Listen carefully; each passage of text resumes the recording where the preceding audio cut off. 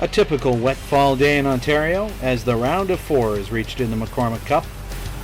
Doing battle on this day, the finalists from 2004, this year's Marshall Division runners-up, the Irish Canadians, and the eventual winners in last year's Cup final, the Balmy Beach. The Irish prevailed over the Beach in their 2 regular season encounters, and there was little to suggest that a third win would be a problem, except for, of course, a very fired-up Balmy Beach team. The 2 sides march out into the dampness for 80 minutes that will end one team's season. Irish fly half Ed Gardner gets the game underway under the watchful eye of referee Jerry Clayton.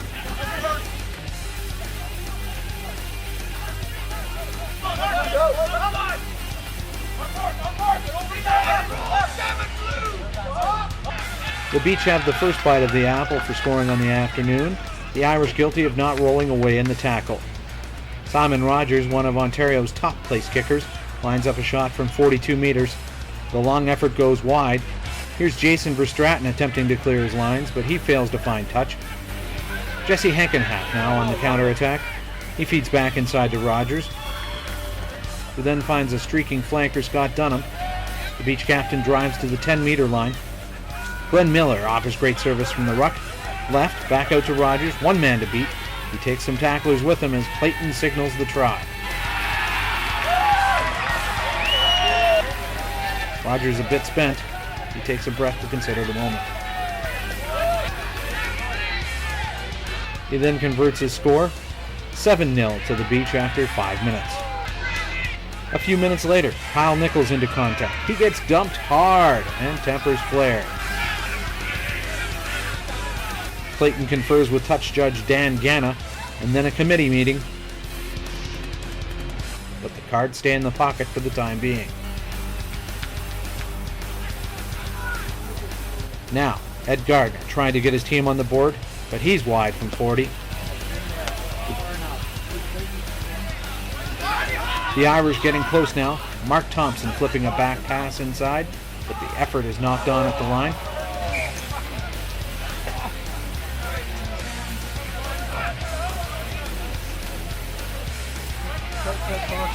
The Beach are offside, but the Irish ignore the kickable penalty, opting for a kick to the corner and a potential try.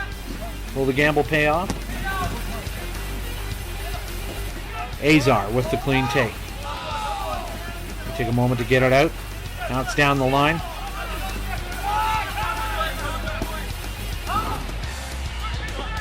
Dropped ball ends the threat.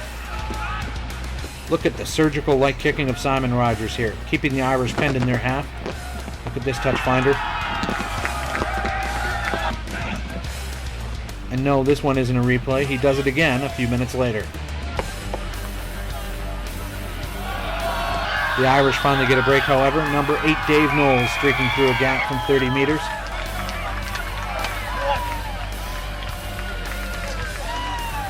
Glenn Miller not happy about the lapse. Gardner adds the conversion, but misses a subsequent penalty attempt. We're still tied at 7. Just before the half, Rogers adds a penalty, and now he's trying a drop goal here.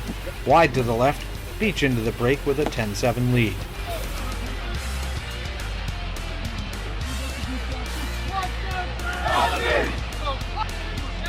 We are 51 minutes in. Rogers with a 40-meter shot lined up when all of a sudden, Irish physio Chris Jackson comes onto the pitch to treat Mark Thompson. The Beach fans and Clayton not happy about the invasion.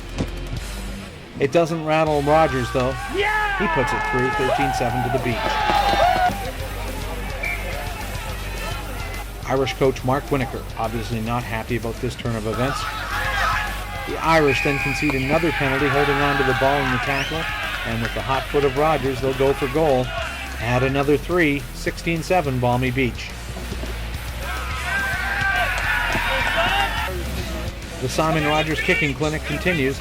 Another shot from 40, just nudges over the bar, 19-7 to the Beach.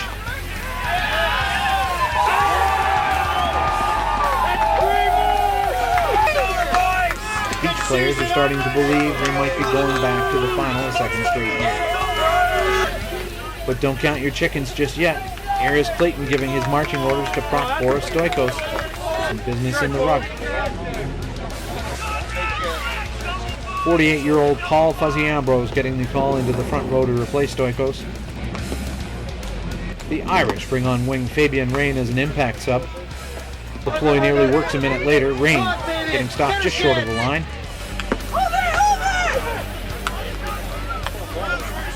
Dale Burley knocking it on, ends the threat.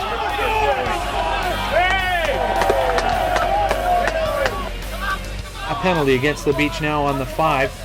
McCulley with the last gasp, but a knock-on ends the day. There's the whistle full time, and the Beach players are ecstatic.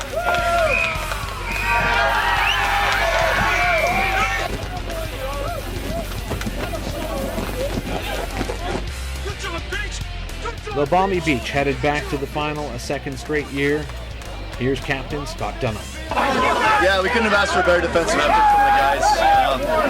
Every year we get up for this game against the Irish. I mean, it's just a repeat of last year's McCormick Cup. We don't put too much stress on the season. We just try to gear up come playoff time. Well, we knew from obviously from the weather it was going to be a tough day to handle the ball. So, especially in the first half against the wind, our kind of goal was to just get the ball deep in their end. Hopefully, come up in a flat line and let them make mistakes. That went pretty well, and we also had a solid defense. And then kind of the second half, it was once we had the score, we just wanted to again keep the ball in their end, hopefully capitalize off the mistakes, get a few kicks for points. And to some degree. I mean, obviously the weather conditions changed some things. It wasn't, a terribly bad day, but it did change the tactics. And then, unfortunately, when you got a player like Simon, he can take advantage of a day like this. Yeah, I mean, you got to give him a go inside 40 meters. And the guy was automatic today, so great having a guy like that on our squad. Next up, the Marshall Division champs, the Oakville Crusaders, a team the Beach lost to twice in the regular season, but as the Irish now know, that doesn't mean a thing.